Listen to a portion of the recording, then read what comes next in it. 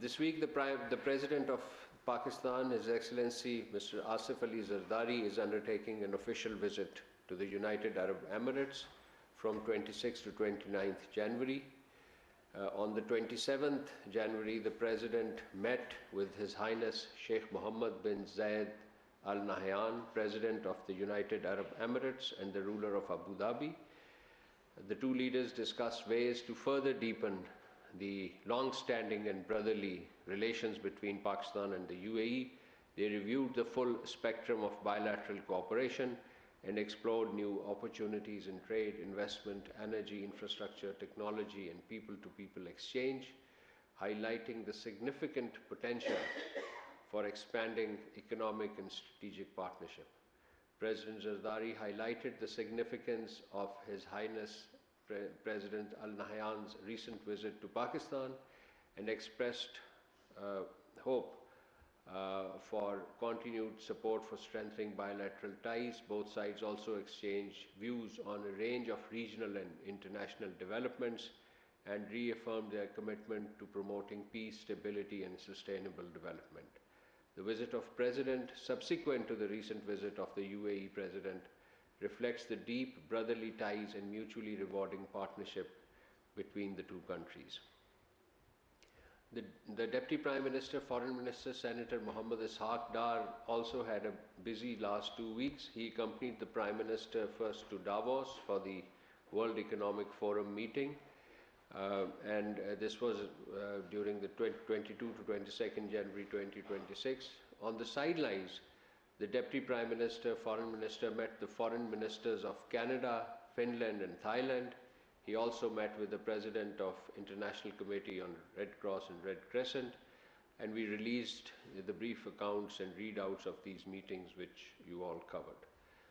The DPMFM also inaugurated the Pathfinder Group's Pakistan Pavilion. He appreciated the initiative to showcase Pakistan's vast economic potential and emerging opportunities on a global platform, while highlighting the dynamism and innovation of Pakistan's startups. He underscored the critical role of startups in advancing socio-economic development and driving innovation process in diverse sector, and he reaffirmed the government's commitment to facilitating and promoting entrepreneurs and startups, particularly those led by youth, to fully realize Pakistan's economic potential.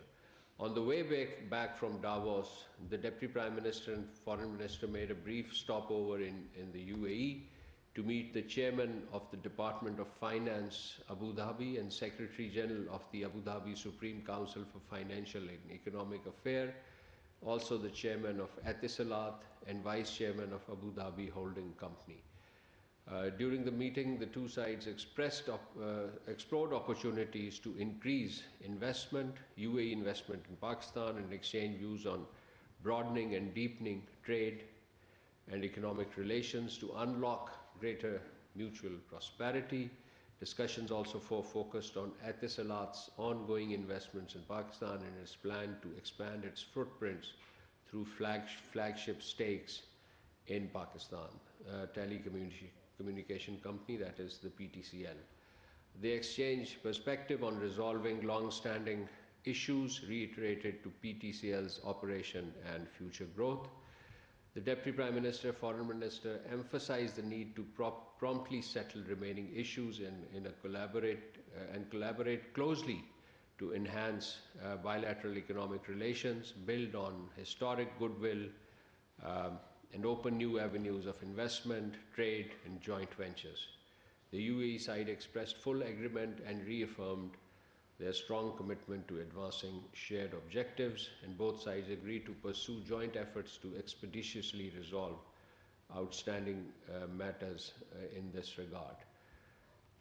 The DPM also had telephonic conversations, a number of them during this week.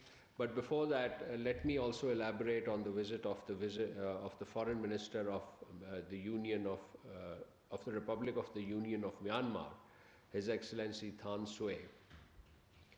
In his meeting with the Deputy Prime Minister, Foreign Minister, with his Myanmar's counterpart, the full gamut of bilateral relations were reviewed. It was decided to expand cooperation across diverse sectors, including religious tourism as well as people-to-people contact, cultural exchanges, with a view to promoting shared prosperity. They also exchanged views on regional and international peace and security and agreed to remain in contact on matters of mutual understanding. Both sides signed MOUs on political consultation and facilitate a regular, this will facilitate a regular